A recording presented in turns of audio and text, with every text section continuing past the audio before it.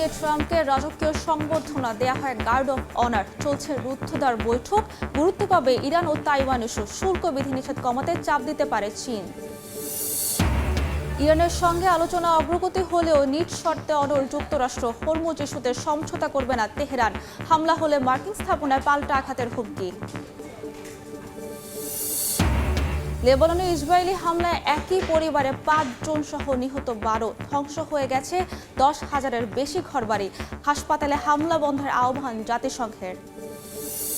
এবং দলের অভ্যন্তরীণ চাপে কোণঠাসা ব্রিটিশ প্রধানমন্ত্রী। এবার পদত্যাগ করতে পারেন স্বাস্থ্যমন্ত্রী। স্টারমারের সমর্থনে মাঠে নেমেছেন অনুগত মন্ত্রীরা।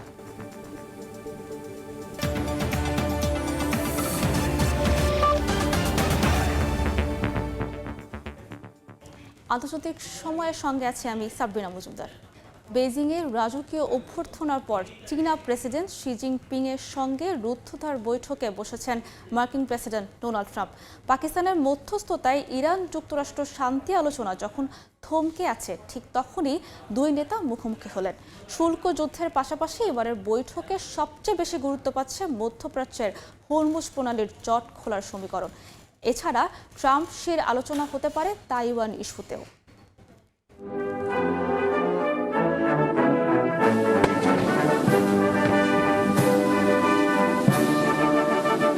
স্থানীয় সময় বৃহস্পতিবার বেইজিংয়ের গ্রেট হলে ট্রাম্পকে স্বাগত জানান চীনা প্রেসিডেন্ট শি জিনপিং। এ সময় ট্রাম্পকে রাজকীয় সংবর্ধনার পাশাপাশি দেয়া হয় গার্ড অব অনার। মার্কিন প্রেসিডেন্টের সম্মানে আয়োজন করা হয় মনোমুগ্ধকর প্যারেডের। এক পর্যায়ে গ্রেট হলের বাইরে লাল গালিচায় দাঁড়িয়ে দুই নেতাকে করমর্দন করতে দেখা যায়। পরে রুদ্ধদ্বার বৈঠকে বসেন ট্রাম্প শি। ট্রাম্পের সঙ্গে বৈঠকে অংশ নিয়েছেন মার্কিন পররাষ্ট্রমন্ত্রী মার্কো রুবিও, সমরমন্ত্রী পিটার হেগসেট, অর্থমন্ত্রী স্টক বেজেন্স সহ আরও অনেকে। আলোচনা শেষে সন্ধ্যায় ভোজসভায় যোগ দেবেন Donald Trump. Amazing, and they represent so much, and I know they represent so much to you. বাণিজ্যিক আলোচনার আড়ালে এবারের মার্কিন প্রেসিডেন্টের সফরের বড় অংশ জুড়ে থাকবে ইরান ইস্যু। পাকিস্তানের মধ্যস্থতায় তেহরানের সঙ্গে শান্তি চুক্তি যখন অনিশ্চয়তায়, তখন চীনের রাজনৈতিক প্রভাবকে কাজে লাগাতে চান ট্রাম্প। যদিও বেইজিং পৌঁছানোর আগে ট্রাম্প দাবি করেছেন ইরান সংকট সমাধানে কারো সাহায্যের প্রয়োজন নেই। তবে বিশ্লেষকরা মনে করছেন হরমুজ প্রণালী বন্ধ থাকায় চীনের তেলের বাজারে প্রভাব পড়েছে। সেটিকেই আলোচনার প্রধান হাতিয়ার হিসেবে ব্যবহার করবেন মার্কিন president. But it's an honor to be with you. It's an honor to be your friend. Iran ও বাণিজ্য নিয়ে বেশি আলোচনা হলেও তাইওয়ান ইস্যু ট্রাম্প শি বৈঠকে গুরুত্ব পাবে। সম্প্রতি তাইওয়ানের কাছে $14 বিলিয়ন অস্ত্র বিক্রির অনুমোদন দিয়েছে মার্কিন কংগ্রেস। মার্কিন সিনেটররা ট্রাম্পকে আহ্বান জানিয়েছেন যেন তাইওয়ান ইস্যুতে বেইজিং এর কাছে কোনো ছাড় না দেওয়া হয়। অন্যদিকে এআই প্রযুক্তির লড়াই এবং সেমি কন্ডাক্টর চিপ আমদানির উপর মার্কিন বিধিনিষেধ নিয়ে ট্রাম্পের উপর পাল্টা চাপ দিতে পারে বেইজিং। বিশ্লেষকরা বলছেন যুক্তরাষ্ট্র চীন সম্পর্কের বর্তমান টানাপোড়েনের প্রেক্ষাপটে দুই দেশের নেতার বৈঠক অত্যন্ত গুরুত্বপূর্ণ হয়ে উঠেছে। বাণিজ্য শুল্ক, প্রযুক্তি প্রতিযোগিতা, তাইওয়ান এবং বিশ্বে অর্থনৈতিক স্থিতিশীলতা নিয়ে দুই নেতার আলোচনায় আন্তর্জাতিক মহল দৃষ্টি রাখবে। রাইসা জান্নাত, সময় সংবাদ। যুক্তরাষ্ট্রের প্রেসিডেন্ট ডোনাল্ড ট্রাম্পের চীন সফরে এবার সঙ্গী হননি first lady Melania Trump. White হাউসের এই সিদ্ধান্ত নিয়ে কূটনৈতিক ও রাজনৈতিক মহলে চলছে নানা জল্পনা। ট্রাম্পের সফরের পূর্ণাঙ্গ সূচি এখনও প্রকাশ করা হয়নি। তবে হোয়াইট হাউস সূত্র জানিয়েছে বেইজিং যাচ্ছেন না ফার্স্ট লেডি। বিশ্লেষকদের মতে চীনের সঙ্গে চলমান বাণিজ্য, নিরাপত্তা ও আঞ্চলিক উত্তেজনার প্রেক্ষাপটে ট্রাম্পের এই সফরকে অত্যন্ত গুরুত্বপূর্ণ হিসেবে দেখা হচ্ছে। এমন সময়ে ফার্স্ট লেডি না থাকা রাজনৈতিক মহলেও কৌতূহল তৈরি করেছে। তবে এই বিষয়ে বিস্তারিত কোনো ব্যাখ্যা দেয়নি white house. I call on Congress to provide the women who have been victimized by Epstein. ইরানের সঙ্গে পরমাণু ইস্যুতে আলোচনায় কিছুটা অগ্রগতির কথা জানালেও নিজ শর্তে অনড় যুক্তরাষ্ট্র। মার্কিন ভাইস প্রেসিডেন্ট বলেছেন ট্রাম্পের দেয়া রেড লাইন না মানলে কোনো চূড়ান্ত সমঝোতা হবে না। এদিকে হরমুজ প্রণালী ইস্যুতে নিজেদের অবস্থান থেকে এক চুলও সরবে না বলে সাফ জানিয়েছে ইরান। আঘাত হলে মধ্যপ্রাচ্যের সব মার্কিন ও মিত্র স্থাপনা ধূলিসাৎ করে দেওয়ার সক্ষমতা আছে জানিয়ে হুমকি দিয়েছে তেহরান। ইরান যুদ্ধ স্থায়ীভাবে বন্ধে কূটনৈতিক পর্যায়ে আলোচনা এগিয়ে যাচ্ছে। এমন পরিস্থিতিতে মার্কিন ভাইস প্রেসিডেন্ট জেডি ভ্যান্স তেহরানের সঙ্গে পরমাণু আলোচনায় কিছুটা অগ্রগতির আভাস দিয়েছেন। হোয়াইট হাউসে সাংবাদিকদের তিনি জানান, প্রেসিডেন্ট ট্রাম্পের বেঁধে দেওয়া শর্ত পূরণ না হওয়া পর্যন্ত কোনো চূড়ান্ত সমঝোতা হবে না। পাকিস্তানের ইসলামাবাদে সম্প্রতি অনুষ্ঠিত বৈঠকে ওয়াশিংটন বেশ কিছু কঠিন শর্ত রেখেছিল বলে জানিয়েছেন ইরানি প্রতিনিধি দলের সদস্য। যুক্তরাষ্ট্রের দাবি ছিল হরমুজ প্রণালী সম্পূর্ণ খুলে দিতে হবে এবং 60% সমৃদ্ধ ইউরেনিয়াম মজুদ সরিয়ে নিতে হবে। এর বিনিময়ে জব্দ করা $6 বিলিয়ন ছাড়ের প্রস্তাব দেয় যুক্তরাষ্ট্র। শুরুতে আলোচনার টেবিলে কিছুটা নমনীয়তা থাকলেও পরবর্তীতে ট্রাম্প এই সমঝোতা প্রস্তাব প্রত্যাখ্যান করেন বলে দাবি করেছে তেহরান। কূটনৈতিক আলোচনা চললেও কোনো পক্ষই ছাড় দিতে নারাজ। হরমুজ প্রণালী ইস্যুতে নিজেদের অবস্থান থেকে এক চুলও সরবে না বলে সাফ জানিয়েছে ইরান। দেশটির প্রথম ভাইস প্রেসিডেন্ট মোহাম্মদ রেজা আরিফ সাফ জানিয়েছেন, হরমুজ প্রণালীর ওপর ইরানের অধিকার নিয়ে কোনো তর্কের অবকাশ নেই। অন্যদিকে ইরানের পার্লামেন্ট স্পিকারের হুঁশিয়ারি, যুক্তরাষ্ট্র ইরানের অবকাঠামোতে আঘাত হানলে তার জবাবে ওই অঞ্চলের সব মার্কিন ও মিত্র স্থাপনা কয়েক ঘণ্টায় ধূলিসাৎ করে দেওয়ার সক্ষমতা রাখে তেহরান। এদিকে ইরান যুদ্ধ চলার সময় ইসরায়েলি প্রধানমন্ত্রী বিনিয়ামিন নেতানিয়াহুর সংযুক্ত আরব আমিরাত সফর নিয়ে শুরু হয়েছে বিতর্ক। নেতানিয়াহুর দপ্তর থেকে দাবি করা হয়, তিনি গোপনে আমিরাত সফর করে দেশটির প্রেসিডেন্টের সাথে সাক্ষাৎ করেছেন। তবে আবু ধাবির পক্ষ থেকে এই দাবি সরাসরি নাকচ করে দেয়া হয়েছে। আমিরাতের রাষ্ট্রীয় বার্তা সংস্থা ওয়াম জানায়, নেতানিয়াহুর সফর বা কোনো ইসরায়েলি সামরিক প্রতিনিধি দলকে স্বাগত জানানোর তথ্যটি সম্পূর্ণ ভিত্তিহীন। ফারহাদ চৌধুরী, সময় সংবাদ। ইরানের সঙ্গে যুক্তরাষ্ট্র ও ইসরায়েলের তীব্র উত্তেজনার মধ্যে নতুন তথ্য সামনে এসেছে। সৌদি আরবের বিরুদ্ধে ইরানের অভ্যন্তরে গোপন সামরিক অভিযানের অভিযোগ উঠেছে, যদিও এই বিষয়ে আনুষ্ঠানিকভাবে কোনো মন্তব্য করেনি রিয়াদ ও তেহরান। যুক্তরাষ্ট্র ও ইসরায়েলের সঙ্গে উত্তেজনার মধ্যেই সৌদি আরবের বিরুদ্ধে ইরানে গোপন সামরিক অভিযানের অভিযোগ উঠেছে। পশ্চিমা ও ইরানি কর্মকর্তাদের বরাতে আন্তর্জাতিক সংবাদ মাধ্যমের দাবি, ইরানের অভ্যন্তরে সীমিত আকারে অভিযান চালায় সৌদি বিমান বাহিনী। তবে রিয়াদ আনুষ্ঠানিকভাবে এ বিষয়ে কিছুই স্বীকার বা অস্বীকার করেনি। তেহরানও রেখেছে নীরবতা। এই গোপন হামলার মধ্য দিয়ে দুই আঞ্চলিক প্রতিদ্বন্দ্বীর সম্পর্ক নতুনভাবে সংঘাতমুখী রূপ নিয়েছে।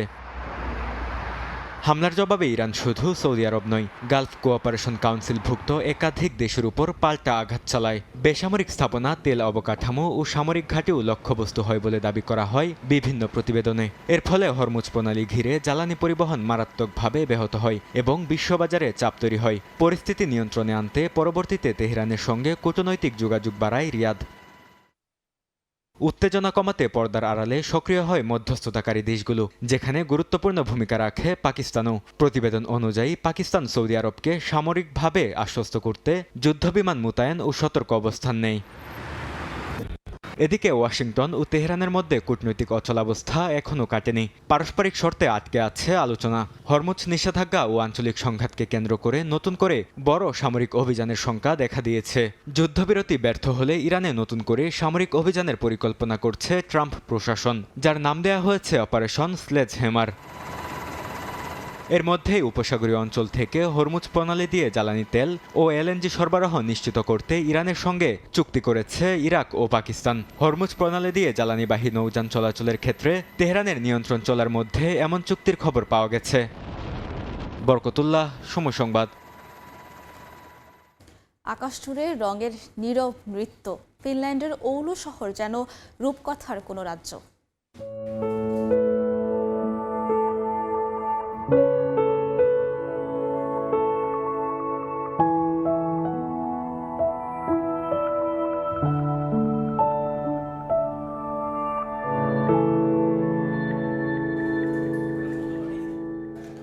অরোরার অলৌকিক দৃশ্যের সৌন্দর্য নিয়ে প্রতিবেদন থাকছে সংবাদের শেষ অংশে। লেবাননের দক্ষিণাঞ্চলে ইসরায়েলি বিমান হামলায় একই পরিবারের 5 জন সহ অন্তত 12 জন নিহত হয়েছেন। যুদ্ধবিরতি চুক্তির তোয়াক্কা না করে নাবাতিয়ে ও টায়ার এলাকায় ধ্বংসযজ্ঞ অব্যাহত রেখেছে তেল আবিব।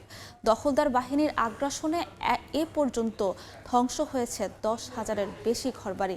এমন পরিস্থিতিতে লেবাননের স্বাস্থ্যসেবা খাতের ওপর হামলা বন্ধের আহ্বান জানিয়েছে জাতিসংঘ। লেবাননের নাবাতিয়ে শহরে উদ্ধার অভিযান চালানোর সময় ইসরায়েলি হামলায় নিহত 2 সিভিল ডিফেন্স কর্মীকে চোখের জলে বিদায় জানিয়েছে লেবাননবাসী। বুধবার হোসেন জাবের এবং আহমেদ নৌরার জানাজায় শত শত মানুষ অংশ নেন।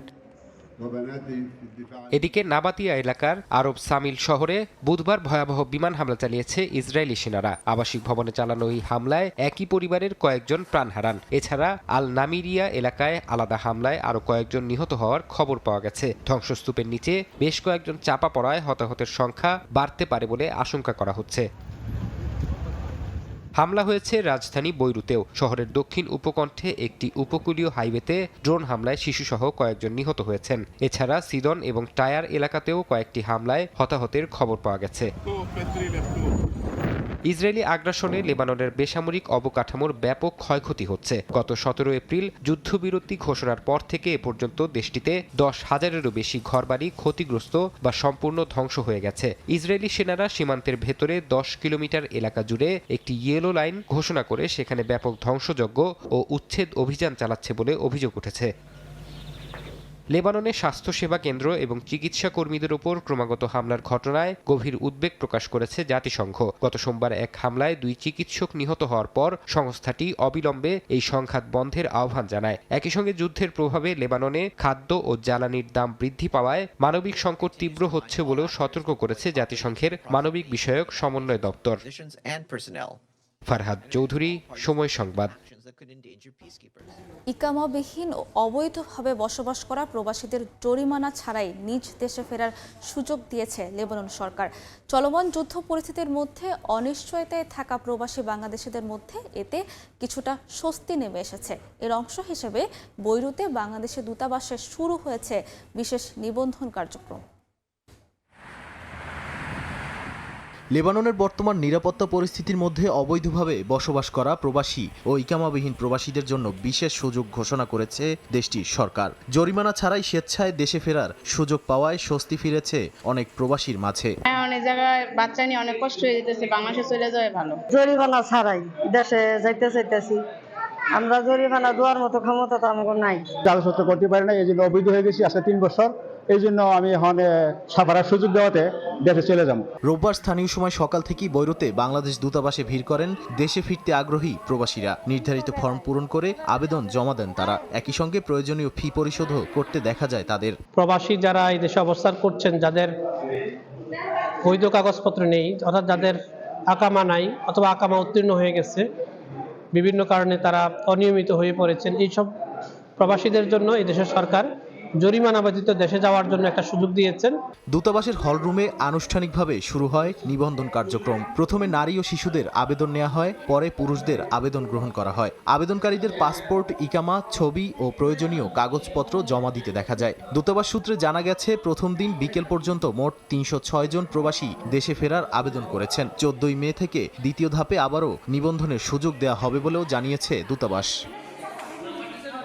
নিবন্ধন প্রক্রিয়াকে কেন্দ্র করে কোনো দালাল বা মধ্যস্বত্বভোগীর সঙ্গে আর্থিক লেনদেন না করার জন্য প্রবাসীদের সতর্ক করেছে দূতাবাস। পাশাপাশি দ্রুত প্রত্যাবর্ষণ কার্যক্রম সম্পন্ন করার আশ্বাসও দেয়া হয়েছে। সময় সংবাদ, লেবানন। ইউক্রেন জুড়ে রুশ ড্রোন ও ক্ষেপণাস্ত্র হামলায় অন্তত 6 জন নিহত হয়েছেন। কিয়েভ, ওডেসা ও লভিভ সহ দেশটির গুরুত্বপূর্ণ শহরগুলোর বিদ্যুৎ অবকাঠামো লক্ষ্য করে রাতভর হামলা চালানো হয়। জবাবে রাশিয়ার অভ্যন্তরেও বড় ধরনের ড্রোন হামলা চালিয়েছে ইউক্রেন।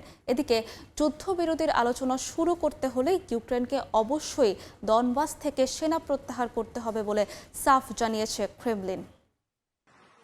রুশ হামলার জবাবে রাশিয়ার অভ্যন্তরেও ব্যাপক ড্রোন হামলা চালিয়েছে ইউক্রেন। ওরেনবার্গের একটি ক্ষেপণাস্ত্র উৎপাদন কারখানায় হামলার খবরও পাওয়া গেছে। মস্কোর দাবি, রাতভর তারা বেলগোরোদ, ব্রিয়ান্স্ক ও কুর্স্ক সহ বিভিন্ন অঞ্চলে প্রায় 300 ইউক্রেনীয় ড্রোন ভূপাতিত করেছে। এর মধ্যেই সীমান্তবর্তী বেলগোরোদ ও ব্রিয়ান্স্ক অঞ্চলের গভর্নররা পদত্যাগ করেছেন। সেখানে নতুন ভারপ্রাপ্ত গভর্নর নিয়োগ দিয়েছেন প্রেসিডেন্ট ভ্লাদিমির পুতিন।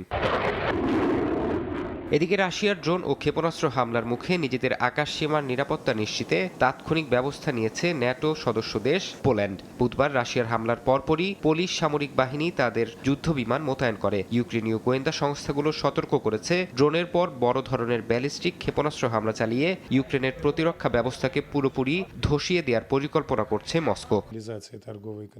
যুদ্ধের এই ভয়াবহতার মাঝেই সংঘাত বন্ধে নিজেদের শর্তের কথা আবারও জানিয়েছে ক্রেমলিন। মুখপাত্র দিমিত্রি পেসকভ বলেছেন, আলোচনা শুরু করতে হলে ইউক্রেনকে অবশ্যই ডনবাস অঞ্চল থেকে তাদের সেনা প্রত্যাহার করতে হবে। মস্কোর দাবি, কিয়েভ এই শর্ত মেনে নিলেই কেবল যুদ্ধবিরতি সম্ভব। একই সঙ্গে যুক্তরাষ্ট্র যদি বাণিজ্যের ক্ষেত্রে ইউক্রেন ইস্যুকে গুরুত্ব না দেয়, তবে ওয়াশিংটনের সাথে বড় ধরনের অর্থনৈতিক প্রকল্পে যাওয়ার আগ্রহ প্রকাশ করেছে রাশিয়া। অন্যদিকে কূটনৈতিক আলোচনার মাঝেই রাশিয়ার পরমাণু সক্ষমতা আরও বাড়ানোর ঘোষণা দিয়েছেন প্রেসিডেন্ট ভ্লাদিমির পুতিন। মস্কোয় এক অনুষ্ঠানে তিনি বলেন, বর্তমান ও ভবিষ্যতের যে কোনো প্রতিরক্ষা ব্যবস্থা ভেদ করতে সক্ষম এমন শক্তিশালী মিসাইল সিস্টেম তৈরিতে কাজ করছে রাশিয়া। ফারহাদ চৌধুরী, সময় সংবাদ। আন্তর্জাতিক সময় আরও থাকছে। ফিলিপিন্সে আইসিসি পরোয়ানাভুক্ত সিনেটরকে আটকের অভিযান ঘিরে উত্তেজনা, সিনেটে গোলাগুলি, সেনা সদস্য মোতায়েনের পর লকডাউন গোটা ভবন।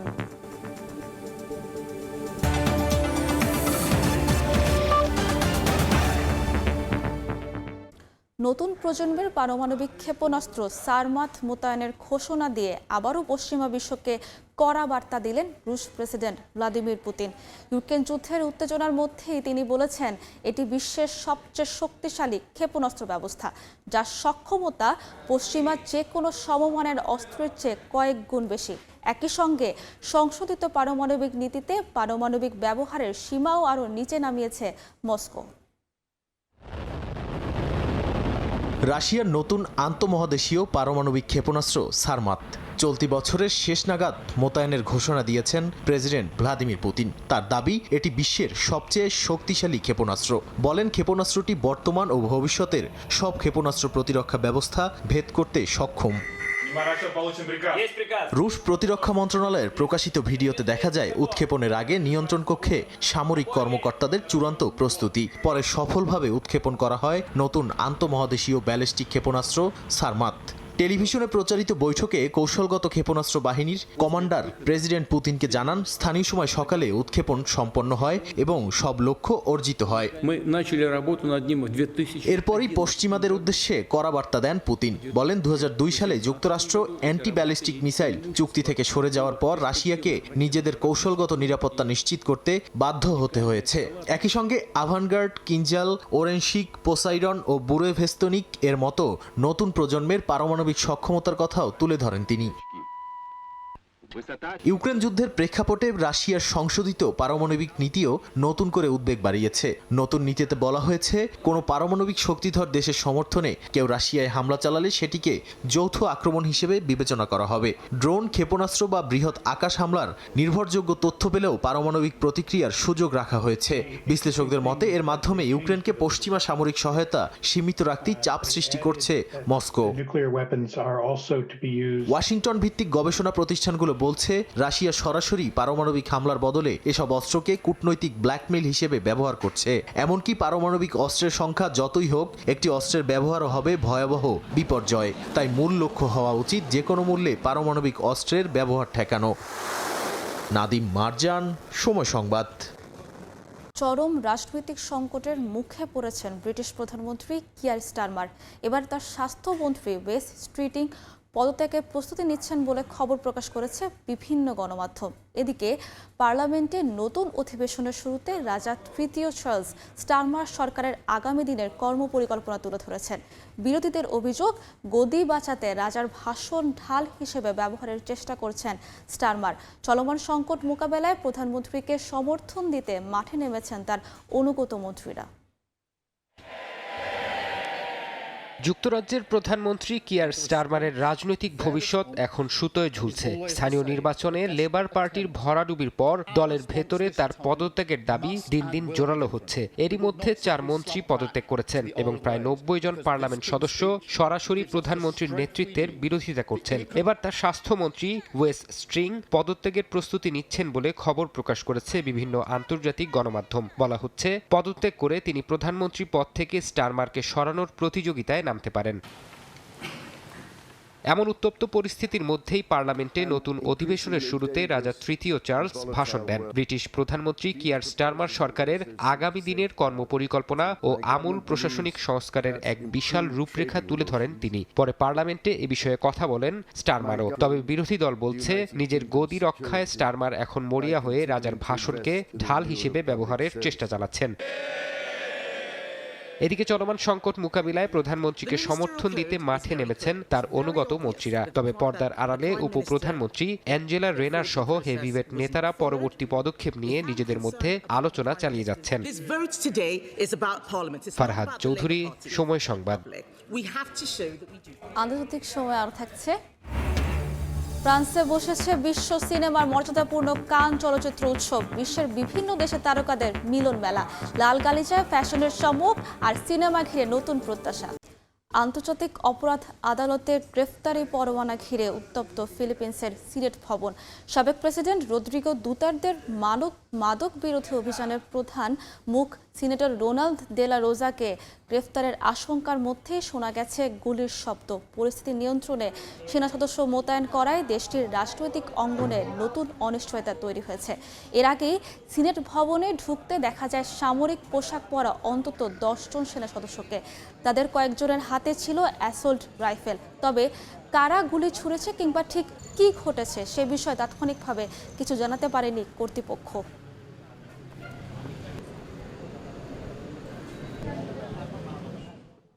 ভারতের পশ্চিমবঙ্গ বিধানসভায় প্রথম দিন শপথ নিলেন 156 জন নির্বাচিত বিধায়ক।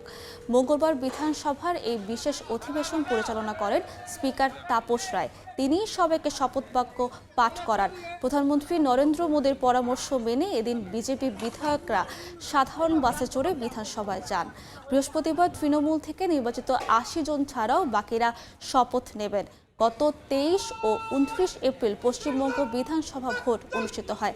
বিজেপির 207, তৃণমূলের 80 এবং বাম, কংগ্রেস ও আম জনতা উন্নয়ন পার্টির 6 জন প্রার্থী নির্বাচিত হন।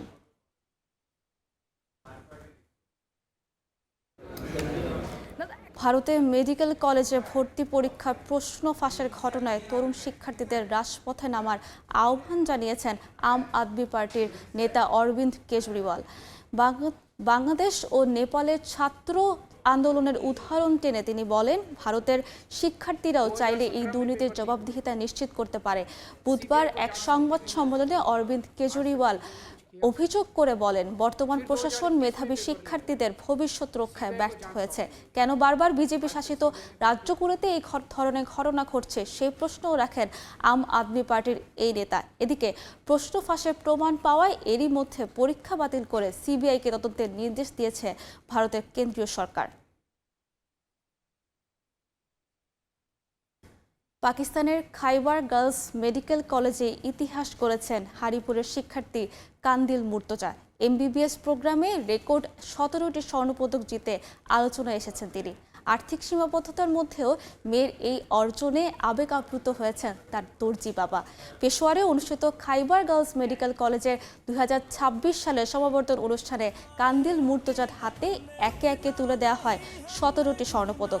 কলেজটির ইতিহাসে এমবিবিএস কোর্সে এর আগে কোনো শিক্ষার্থী এতগুলো স্বর্ণপদক অর্জন করতে পারেনি বলে জানিয়েছে স্থানীয় গণমাধ্যম।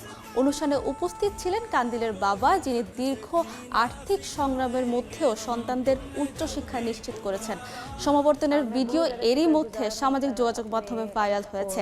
সেখানে মেয়ের সাফল্যে বাবার আবেগঘন মুহূর্ত অনেককে নাড়া দিয়েছে। অনুষ্ঠানে আরও কয়েকজন শিক্ষার্থীও স্বীকৃতি পেয়েছেন। মুকাদ্দাস অর্জন করেছেন 10টি এবং সাবিক পেয়েছেন 7টি স্বর্ণপদক।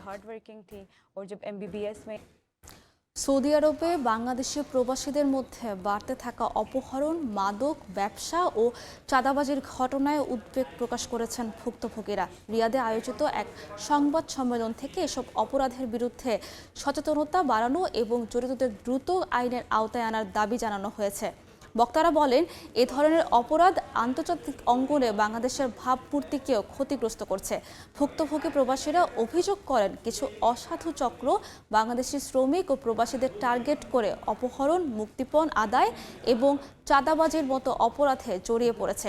এসব ঘটনায় অনেকে আর্থিক ও মানসিকভাবে ক্ষতিগ্রস্ত হচ্ছেন। প্রবাস জীবনে নিরাপত্তাহীনতার পরিবেশ তৈরি হওয়ায় সাধারণ প্রবাসীদের মধ্যে আতঙ্ক বাড়ছে। সংবাদ সম্মেলনে মুক্তিপণের মাধ্যমে ছাড়া পাওয়া কয়েকজন ভুক্তভোগী তাদের ভয়াবহ অভিজ্ঞতা তুলে ধরেন। মালদ্বীপে মানবেতর জীবন কাটানো প্রবাসী বাংলাদেশি ইমাম হোসেন অবশেষে দেশে ফেরার বিমান টিকিট পেয়েছেন। সময় সংবাদে তার দুর্দশার খবর প্রকাশের পর বিষয়টি নজরে আসে মালদ্বীপে নিযুক্ত বাংলাদেশ হাই কমিশনের।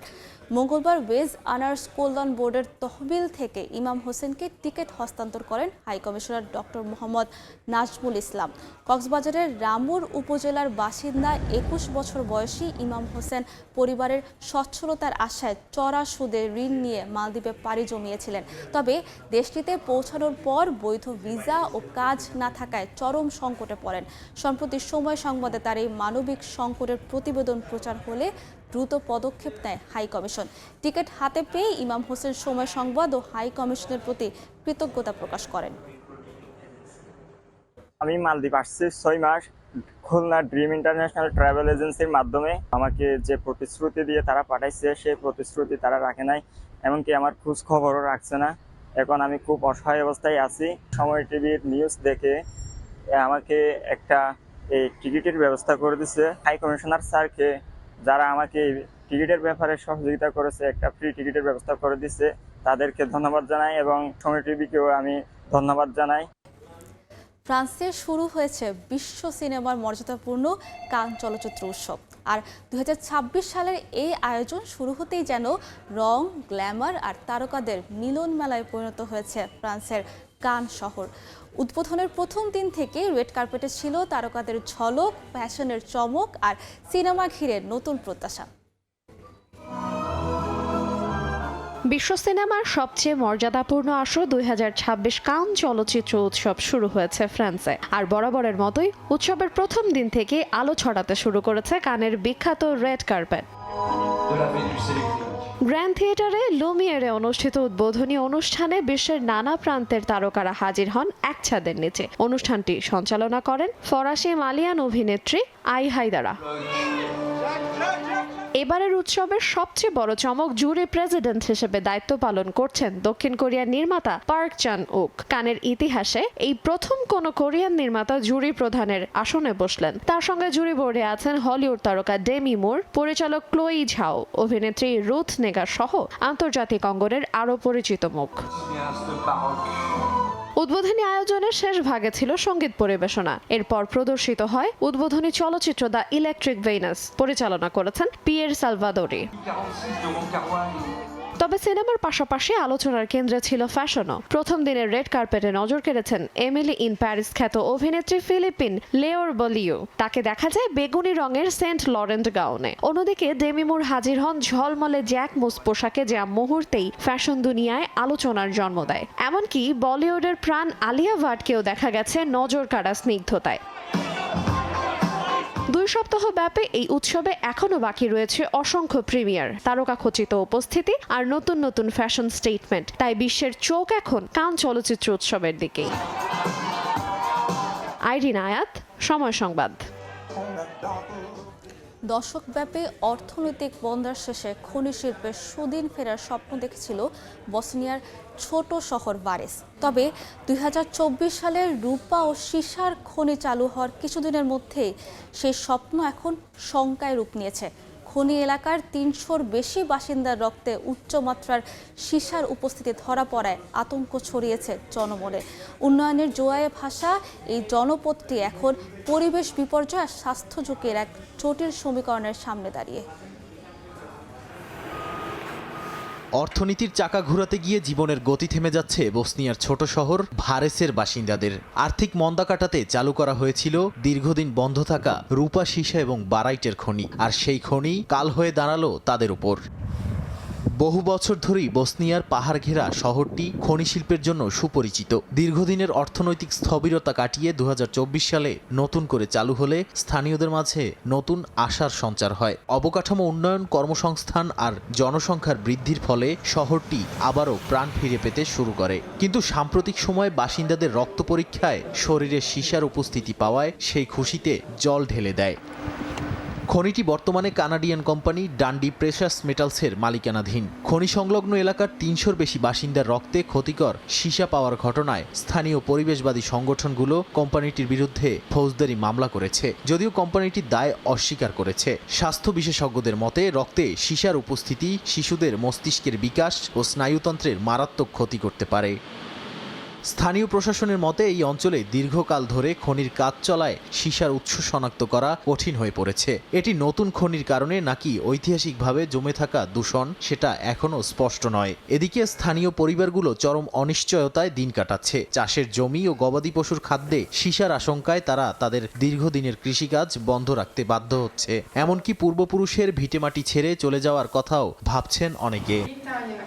বিশেষজ্ঞরা বলছেন উন্নয়ন আর পরিবেশের দ্বন্দ্বে ভারেস এখন এক দোদুল্যমান বাস্তবতার মুখোমুখি, যেখানে একদিকে আছে সচ্ছলতার হাতছানি, অন্যদিকে আছে জীবননাশের আতঙ্ক। নাদিম মারজান, সময় সংবাদ। হয়তো প্রকৃতির সবচেয়ে সুন্দর গল্পগুলো শব্দহীন। আকাশ জুড়ে রঙের নীরব নৃত্য, অর্থাৎ অরোরা যেন তাই মনে করিয়ে দেয়। বরফে মোড়া ফিনল্যান্ডের ওউলু শহর যেন আলো, ইতিহাস আর সংস্কৃতির এক জীবন্ত ক্যানভাস। ফিনল্যান্ড থেকে বিস্তারিত জানাচ্ছেন মহিউদ্দিন মধু।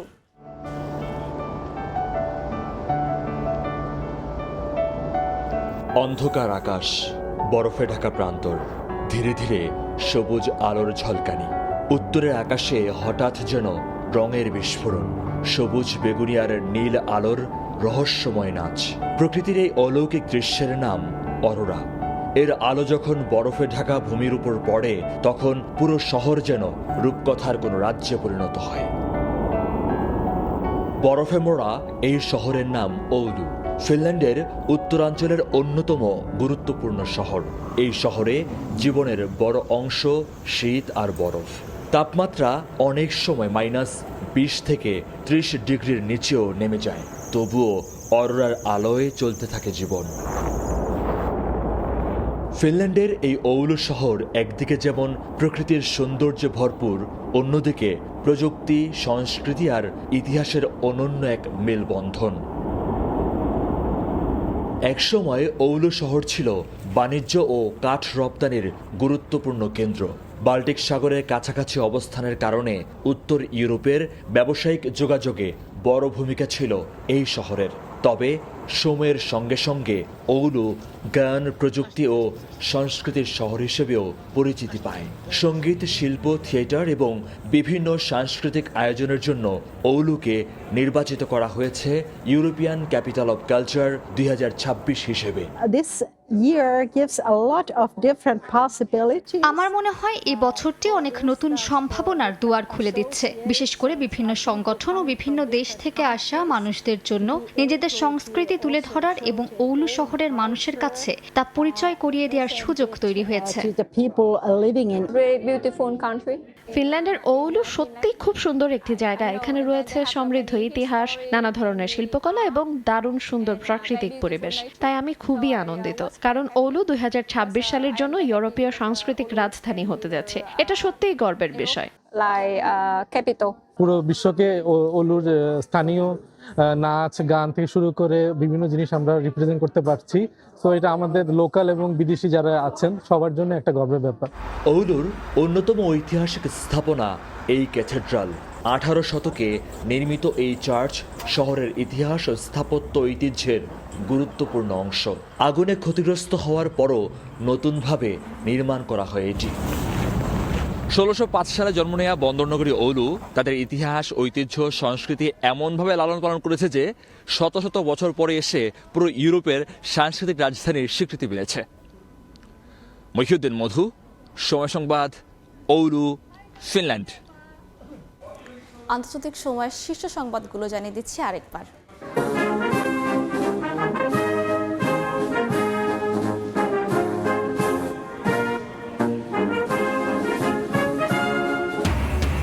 বেজিংয়ে ট্রাম্পকে রাজকীয় সংবর্ধনা, চীনা প্রেসিডেন্টের সঙ্গে রুদ্ধদ্বার বৈঠক, যুক্তরাষ্ট্রকে প্রতিদ্বন্দ্বী নয় অংশীদার হওয়ার আহ্বান শির।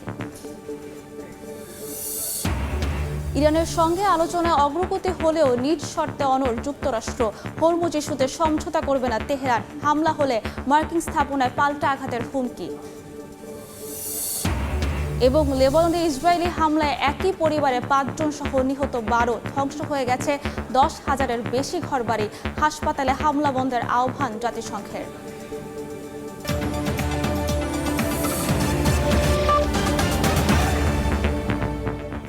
এই ছিল আন্তর্জাতিক সংবাদ। সকাল 10টার সময় সংবাদ নিয়ে থাকবো কিছুক্ষণ পর, সঙ্গেই থাকুন সবাই।